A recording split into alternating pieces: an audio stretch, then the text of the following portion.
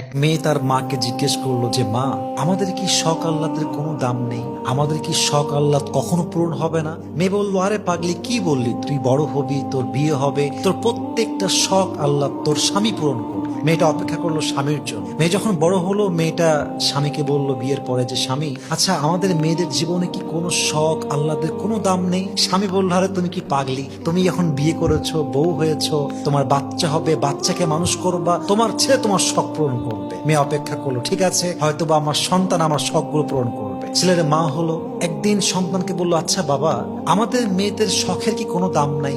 আমাদের আল্লাদের কোনো দাম কি পৃথিবীতে নেই?